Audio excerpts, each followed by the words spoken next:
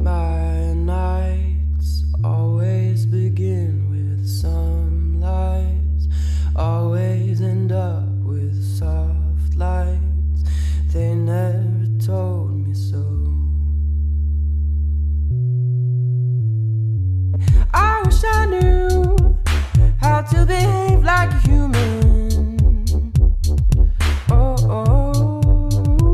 And I wish I knew more than my father before me.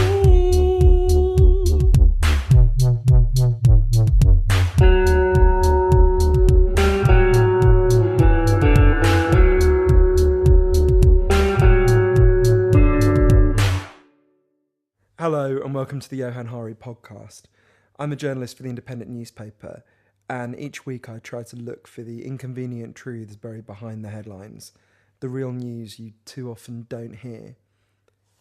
By now, you probably think that your opinion of Goldman Sachs and its swarm of Wall Street allies has rock-bottomed at raw loathing. You're wrong. There's more. It turns out the most destructive of all their recent acts has barely been reported or discussed at all. So here's the rest. This is the story of how some of the richest people in the world, Goldman, Deutsche Bank, the traders at Merrill Lynch and more, have caused the starvation of some of the poorest people in the world. It starts with an apparent mystery. At the end of 2006, food prices all across the world started to rise suddenly and stratospherically. Within a year, the price of wheat had shot up by 80%, maize had gone up by 90%, and rice had gone up by 320%. In a global jolt of hunger, 200 million people, most of them kids, couldn't afford to get food anymore and sank into malnutrition or starvation.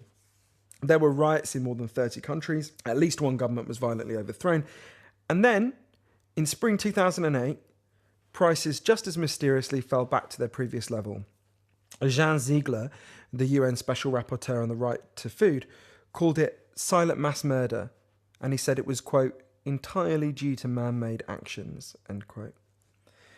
Last year I was in Ethiopia, one of the worst hit countries, and people there remember the food crisis as if they had been struck by a tsunami. My children stopped growing, a woman my age called Abiba Gatane told me. I felt like battery acid had been poured into my stomach as I starved. I took my two daughters out of school and got into debt. If it had gone on much longer, I think my baby would have died. Most of the explanations we were given at the time have turned out to be false. It didn't happen because supply fell.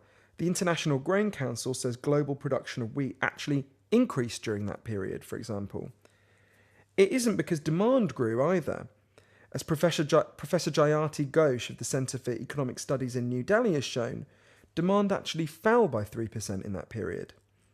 Other factors, like the rise of biofuels and the spike in the oil price, did make a contribution, but they aren't enough on their own to explain such a violent shift. To understand the biggest cause, you have to plough through some concepts that will make your head ache, but not half as much as they made the poor world's stomachs ache. For over a century, farmers in wealthy countries have been able to engage in a process where they protect themselves against risk. Farmer Giles can agree in January to sell his crop to a trader in August at a fixed price. So if he has a great summer, he'll lose some cash, but if there's a shitty summer or the global price collapses, he'll do pretty well from the deal. When this process was tightly regulated and only companies with a direct interest in the field could get involved, obviously it worked. But then, through the 1990s, Goldman Sachs and others lobbied hard, and the regulations surrounding this were pretty much abolished. Suddenly, these contracts were turned into derivatives that could be bought and sold among traders who had nothing to do with agriculture. The market in food speculation was reborn. So, Farmer Giles can still agree to sell his crop in advance to a trader for £10,000. But now, that contract can be sold on to speculators, who treat the contract itself as an object of potential wealth. So, Goldman Sachs can buy it and they can sell it for 20 grand to Deutsche Bank, who can sell it for 30 grand to Merrill Lynch, and on until it seems to bear almost no relationship to Father Giles's crop at all. If this seems a bit weird and mystifying, that's because it is.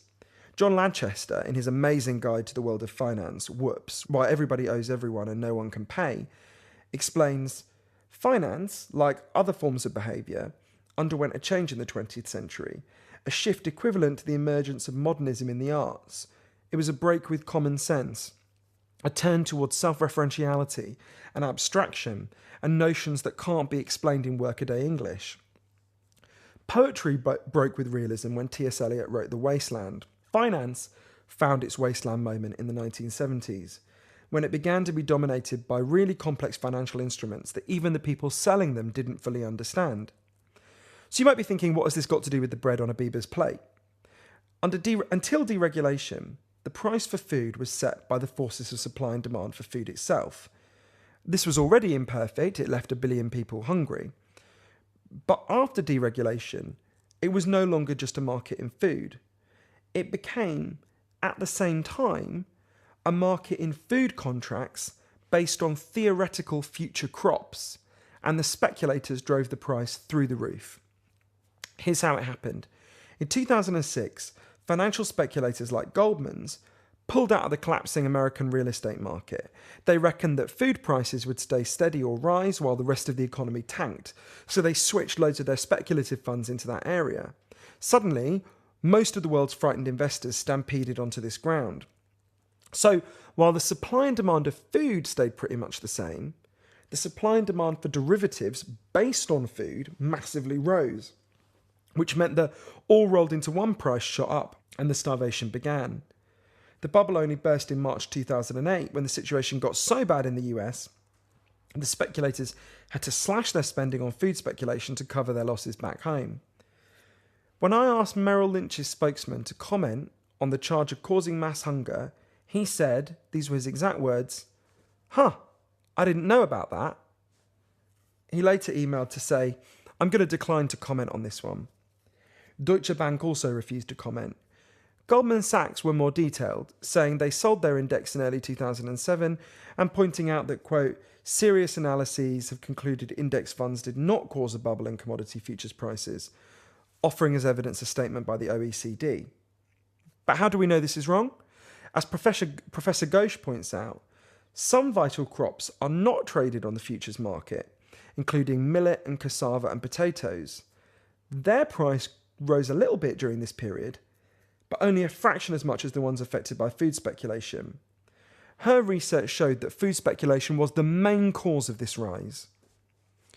So it's come to this. The world's wealthiest speculators set up a casino where the chips were the stomachs of hundreds of millions of innocent people. They gambled on increasing starvation, and they won. Their wasteland moment created a real wasteland.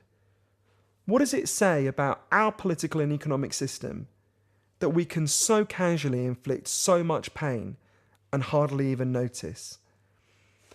If we don't re-regulate, it's only a matter of time before this all happens again. How many people will it kill next time? The moves to restore the pre-1990s rules on commodities trading have been stunningly sluggish. In the US, the House has passed some regulation, but there are fears that the Senate, which is drenched in donations from speculators, will dilute it into meaninglessness. The EU is lagging far behind even this pathetic standard, while in Britain, where most of this trade takes place, advocacy groups are worried that David Cameron's government will block reform entirely to please his friends and donors in the city. Only one force can stop another speculation starvation bubble. The decent people in developed countries need to shout louder than the lobbyists from Goldman Sachs.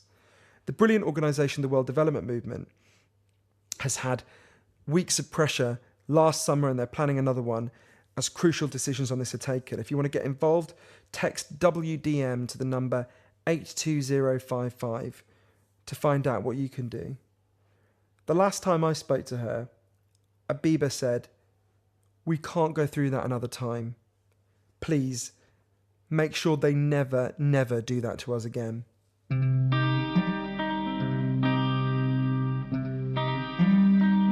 He told me, don't bring feathers, don't bring furs, just bring scissors and gin. Don't bring papers, don't bring pearls, just bring a pocket of pins, and baby, I will make you such a suit as you have never seen.